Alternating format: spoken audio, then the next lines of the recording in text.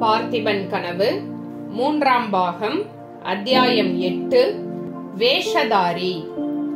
ஒற்றர் தலைவன் அவ்விதம் ராஜ பரிவாரங்கள் வருவதை பொருட்படுத்தாமல் முன்னால் காஞ்சி பாதையில் சென்றதை குந்தவி மகேந்திரன் இருவரும் கவனித்தார்கள். குந்தவியின் பள்ளக்கும் மகேந்திரனுடைய குதிரையும் ஒன்றை ஒன்று ஒட்டியே சென்று கொண்டிருந்தன. மகேந்திரனுடைய தோற்றத்தில் குந்தவியின் மென்மையும் வனப்பும் நரசிம்மவர்மரின் கம்பீரமும் வீரமும் கலந்து பொழிந்தன. அண்ணனும் தங்கையும் அச்சாலையில் பவனி வந்த காட்சி கண்கொள்ளா காட்சியாய் இருந்தது. ஓராண்டு காலமாக நரசிம்மவர்மருடைய ஸ்தானத்தில் யுவராஜா மகேந்திரன் ராஜ்ய பரிபாலனம் செய்து வந்தான். அப்படியிருந்தும் மேற்கூறிய குதிரை வீரன் ராஜ பரிவாரங்களை கண்டு ஒதுங்கி நிற்காமலும் மரியாதை செய்யாமலும் முன்னால் விரைந்து சென்றது எல்லோருக்குமே வியப்பை அளித்தது. அண்ணா, அதோ குதிரை மேல் போகிறானே அந்த வீரனை பார்த்தாயா? என்ன கம்பீரமான வடிவம்! அவன் யார் தெரியுமா என்று குந்தவி கேட்டாள். எனக்கு தெரியவில்லையே தங்காய். அவனுடைய தோற்றத்தில் ராஜவம்சத்தின் கலை காணப்பட்டது. நல்ல ஆஜானுபாகுவாகவும் தோன்றினான். அவன் குதிரையை பார், இதற்குள் எவ்வளவு தூரம் போய்விட்டது என்றான் மகேந்திரன். காஞ்சிக்குத்தான் போகிறான் போல் தோன்றுகிறது. ஒருவேளை அயல் தேசத்தானோ என்னமோ. இல்லாவிடில் இப்படி நம்மை கண்டும் நிற்காமல் போக மாட்டான். 4 நாளைக்கு முன்பு துறைமுகத்துக்கு வந்த கப்பலில் அயல் தேசத்தார் ரொம்ப பேர் வந்து இறங்கி இருக்கிறார்கள். ஆகையினால்தான் தெரியாத முகங்கள் அதிகமாக காணப்படுகின்றன என்று குந்தவி சொன்னாள். குந்தவி, செண்பகத்தீவின் ரத்தின வியாபாரியை பற்றி சொன்னாயே, அவன் வரவே இல்லையே என்றான் மகேந்திரன். இல்லை என்று சொன்ன போது குந்தவியின் குரலில் மிகுந்த ஏமாற்றம் தொனித்தது. எப்படியும் காஞ்சி அரண்மனைக்கு அவன் வராமலா போகிறான்? கண்டிப்பாக வருவான். குந்தவி இதற்கு ஒன்றும் மறுமொழி சொல்லவில்லை. மௌனமாய் இருந்தாள். தன்னுடைய சந்தேகம் உண்மையாய் இருக்குமானால் அவன் அரண்மனைக்கு வரமாட்டான் என்று எண்ணினாள். குந்தவியின் மனக்கண்ணின் முன்னால் 3 வருஷங்களுக்கு முன் காஞ்சிபுரத்து வீதியில் அவள் பார்த்த சோழ ராஜகுமாரனுடைய முகமும் நேற்று மாமல்லபுரத்து தெருவில் சந்தித்த ரத்தின வியாபாரியின் முகமும் மாறி மாறி தோன்றின. அவர்கள் 2 பேரும் வெவ்வேறு மனிதர்களா? அப்படியானால் அந்த முக ஒற்றுமை மிகவும் அதிசயமான ஒற்றுமைதான். குந்தவியின் மௌனத்தையும் அவளுடைய முக வாட்டத்தையும் மகேந்திரன் கவனித்தான். தங்காய் என்று அருமையாக அழைத்தான். என்ன அண்ணா, ஒரு மாதிரியாக இருக்கிறாயே, ஏன்? ஒன்றுமில்லை அண்ணா, நான் ஒரு யோசனை செய்திருக்கிறேன். சொல்லட்டுமா? சொல்லு அண்ணா. அப்பாவிடம் நான் சொல்ல போகிறேன். இந்த பல்லவ ராஜ்யத்தின் பாரத்தை அவர்தான் சுமக்க வேண்டும், என்னால் முடியாதென்று. ஏன் அப்படி சொல்லுகிறாய் அண்ணா? அவர் இருக்கும்போது நான் ராஜ்யம் ஆழ்வது சிங்கம் இருக்க வேண்டிய இடத்தில் பூனை உட்கார்ந்திருப்பது போல் இருக்கிறது. தேசத்தில் எல்லாரும் அப்படித்தான் நினைக்கிறார்கள்.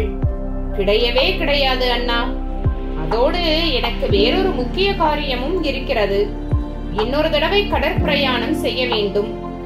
இலங்கைக்கு மறுபடியும் போக போகிறாயா? இல்லை, செண்பகத்தீவுக்கு போக போகிறேன். என்ன அண்ணா சொல்கிறாய்? ஆமாம், விக்ரமனை மன்னிக்க வேண்டும் என்று அப்பாவிடம் கேட்க போகிறேன். பிறகு செண்பகத்தீவுக்கும் நானே போய் அவனை அழைத்து வர போகிறேன் தங்காய். நான் இந்த நாட்டுக்கு திரும்பி வந்து 1 வருஷம் ஆகிறது. இதுவரையில் ஒரு தடவையாவது நீ சிரித்து நான் பார்க்கவில்லை. உன் முகத்தில் சிரிப்பை பார்த்து விட்டுத்தான் இனிமேல் வேறு காரியம் பார்ப்பேன் என்றான் மகேந்திரன். இதை சொல்லும் போது அவனுடைய நா தழுதழுத்தது. அவனுடைய தொண்டை அடைத்துக் கொண்டது. குந்தவையின் கண்களில் நீர் ததும்ப பார்த்தது. அவள் சற்று நேரம் சும்மா இருந்துவிட்டு, அப்பா சம்மதிக்க மாட்டார் என்றாள். நான் சம்மதிக்க செய்கிறேன். நேற்றே அப்பாவிடம் கேட்க வேண்டும் என்றிருந்தேன். ராத்திரி அவர் வரவே இல்லை. இன்று அவரை அவசியம் கேட்க போகிறேன்.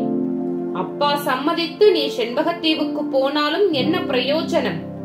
என்ன பிரயோஜனமா? எனக்கு ஒரு மைத்துனன் கிடைப்பான் அல்லவா? அது நடக்காத காரியம் அண்ணா. அந்த கர்வம் பிடித்த சோழ ராஜகுமாரன் பல்லவர் குல பெண்ணை மணக்க சம்மதிக்க மாட்டான் என்றாள் குந்தவி.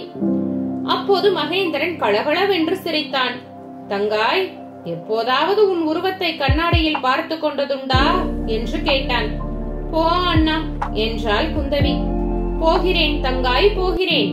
செண்பகத்தீவுக்கு போய் அந்த சோழ குமாரனை கட்டி இழுத்து கொண்டு வந்து முன்னால் நிறுத்தி கன்னத்தில் போட்டுக்கொள்ள சொல்லாவிட்டால் நான் மகேந்திர பல்லவ சக்கரவர்த்தியின் பேரன் அல்ல என்றான் யுவராஜா மகேந்திரன். குந்தவியும் மகேந்திரனும் காஞ்சியை அடைந்ததும் அரண்மனையில் அவரவர்களுடைய பகுதிக்கு சென்றார்கள். குந்தவி தன்னுடைய அந்தப்புர அறைக்குள் பிரவேசித்த போது அங்கே சக்கரவர்த்தி வந்தால் உட்கார்வதற்காக போட்டிருந்த ஆசனத்தில் வேற்று மனுஷன் ஒருவன் உட்கார்ந்திருப்பதை பார்த்து அப்படியே ஸ்தம்பித்து போய்விட்டார். அந்த வேற்று மனுஷன் காட்டு குறுக்கு பாதை வழியாக வந்து ராஜபாட்டையில் தங்களை தாண்டி சென்ற வீரன் தான் என்பது நினைவுக்கு வர ஒரு நிமிஷம் பிடித்தது. இதனால் அவளுடைய ஆச்சரியம் பன்மடங்கு பெருகியதோடு கோபம் பொங்கிற்று. யாரையா நீர்? என்ன தைரியத்தினால் அந்த புறத்துக்குள் நுழைந்தீர் என்றாள். தேவி, பல்லவ சாம்ராஜ்யத்தின் ஒற்றர் தலைவன் நான். என் பெயர் வீரசேனன். தங்களிடம் ஒரு துப்பு விசாரிப்பதற்காக வந்தேன் என்ற அம்மனிதன் சொன்னதும் குந்தவியின் முகத்திலிருந்து கோபம் ஒரு நொடியில் குதூகலமாக மாறியது.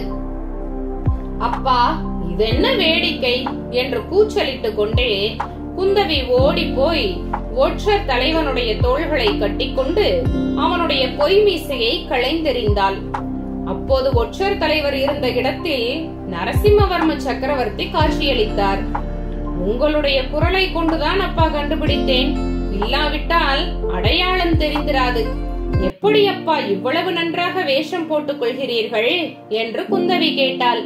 குழந்தாய், என் தந்தை மகேந்திர சக்கரவர்த்தி எனக்கு சொல்லிக் கொடுத்த வித்தைகளில் இதுதான் மிகவும் அருமையான வித்தை என்றார் சக்கரவர்த்தி.